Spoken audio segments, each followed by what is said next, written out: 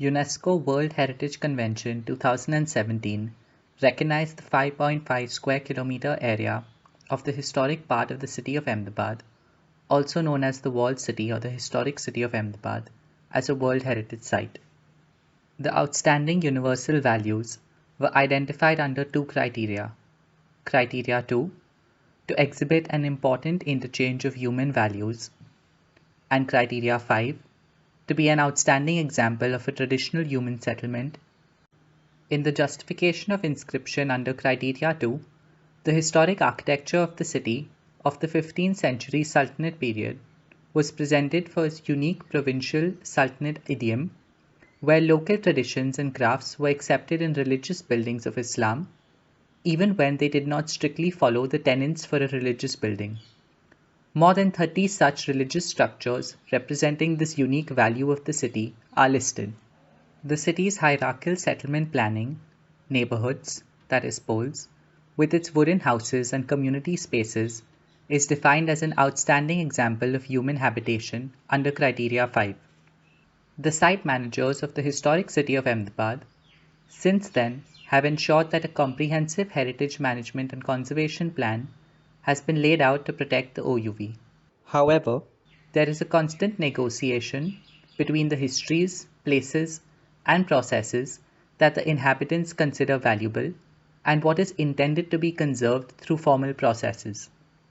While the narrative of Ahmedabad's history is presented as a multicultural character with layered community life, most of the policies and projects introduced in this part of the city since its nomination in 2010 distinctly privilege a clean, ordered, and legible narrative of history that can create a sense of wonder in the visitors who are uninitiated to the messiness of Indian cities. That heritage places can invoke a distinct sense of place based on how various inhabitants form a place attachment, how histories of contestation can invoke a sense of citizenship and agency, and most importantly, that heritage places with its layered, possibly ambivalent narratives can stir memories of reconciliation is entirely missed out. Today, many listed structures within the historic city lie vacant and dilapidated due to outmigration, lack of active funds, or resources.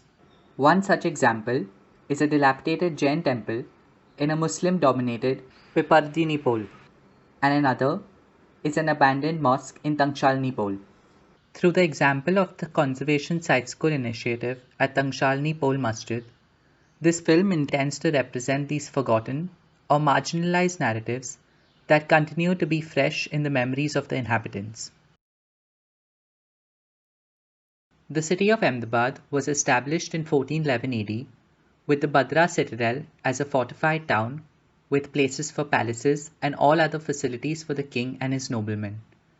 From there on until the arrival of the Marathas in the later 18th century, the city went through processes of consolidation and densification.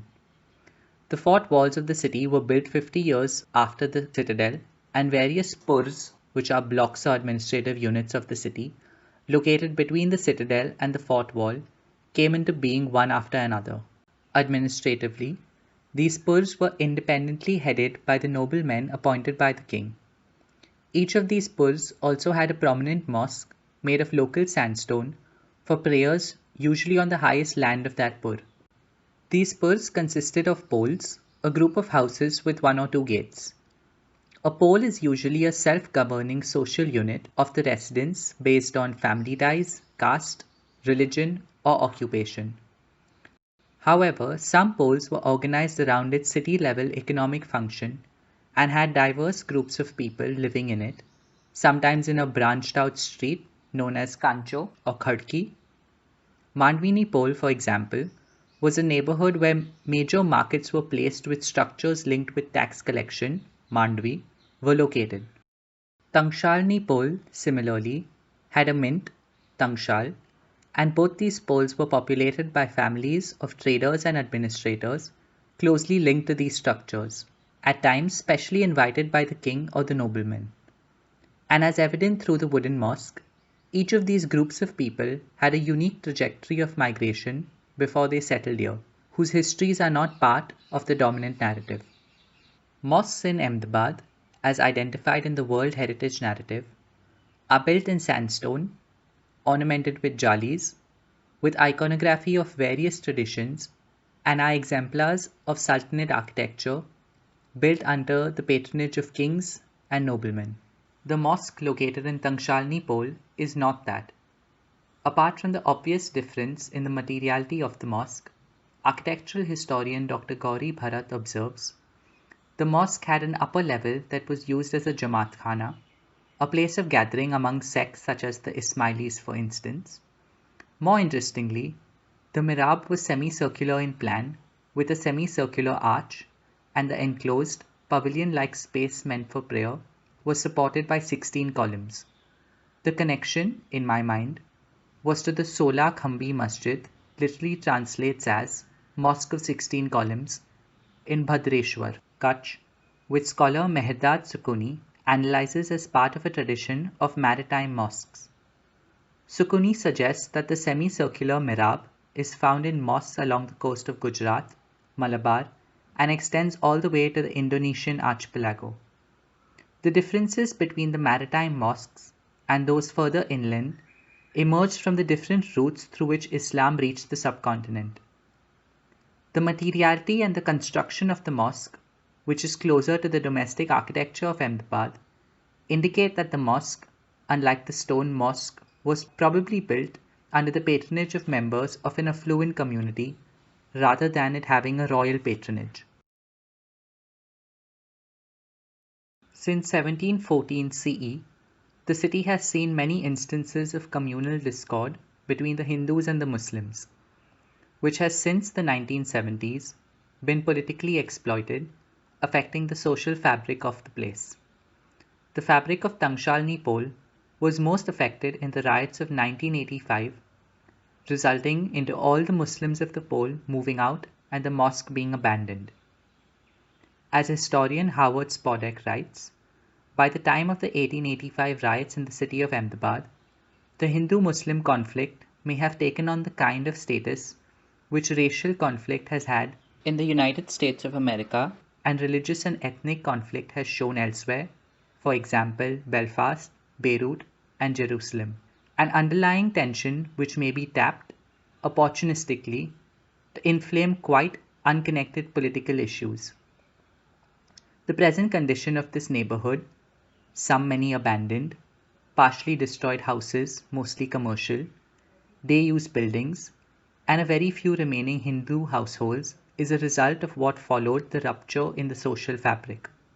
For everyone who lives there, works there, and owns the vacant dilapidated houses there, the wooden mosque is a reminder of what happened at that time, as it not only acted as a temporary shelter for many, but it also stands as a reminder of what the community was before those riots. The Dave Commission, in its official report about the 1985 riots, attributed them to the violent-minded Ahmedabad residents. This not only refutes the description of people of Ahmedabad by many historians, who describe the residents as business-minded and believers in negotiation and peace rather than violence. Accounts of the local residents confirm it. Ahmad Bai, in his late 70s, remembers his time as a child in a large residence behind the masjid. He narrates that parts of his residence was rented out to a Sindhi family that migrated from Pakistan after the partition of 1947. He also recalls, later in the 60s, one of the floors was rented out to a Hindu government officer, while his family and the Sindhi family continued to stay in various parts, a phenomenon that is very difficult to come by today. In his memory, as a young modern boy, the mosque was not a place for praying, but to socialize with people. It was open and welcoming. He remembers the day when the attack on Muslims took place in 1985. He says, "No one from the neighborhood would hurt one another.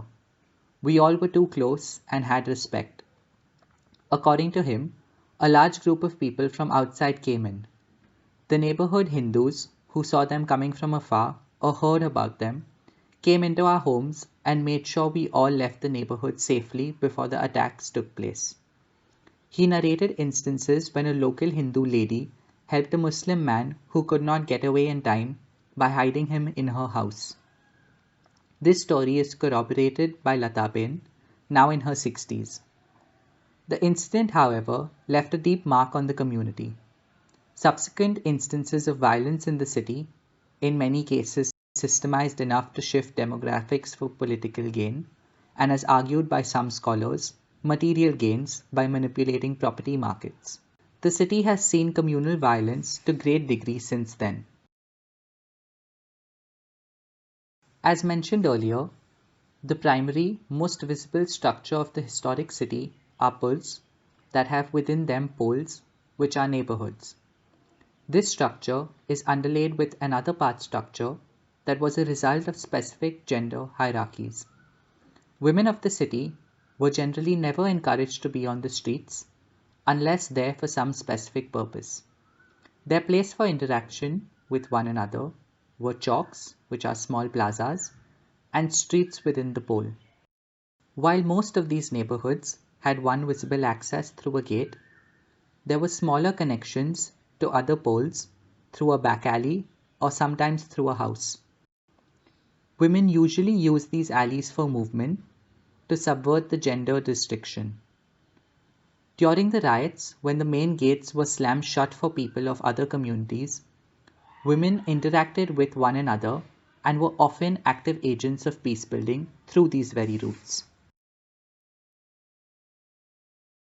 Center for Heritage Conservation within CEPT Research and Development Foundation, in agreement with the Ahmedabad Sunni Muslim Waqf Committee, collaborated to intervene with the initiative of Conservation Site School in the Tankshalni Pole Masjid. Sites that are identified by CHC for Site School are a significant repository of historic knowledge and present an opportunity for conservation training and knowledge sharing. Through these site schools, CHC initiates processes of repair, restoration, and upgradation of the site while foregrounding voices of the local community that share narratives of marginalized histories excluded from World Heritage. These site schools, therefore, stand as platforms to showcase counter stories of the place. Mr. Rizwan Qadri, leading member of the Ahmedabad Sunni Muslim Waqf Committee, sees this site school as an opportunity to talk about the past that created ruptures in social structures. According to him, only if we talk, we will understand each other better. A counter space is a space that functions very differently from the spaces around. It has a different activity to its surrounding, a dissimilar character, and an altered pace. Spaces like these are important for a city as it makes the inhabitants pause, think, and possibly reflect. The wooden masjid at Tankshalni Pole is one such space in the neighborhood of the historic city of Ahmedabad.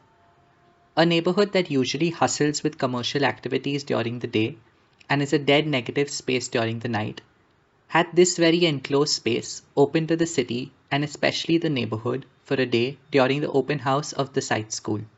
Most were awed by the calmness of the space in the otherwise bustling, noisy neighborhood at that time of the day.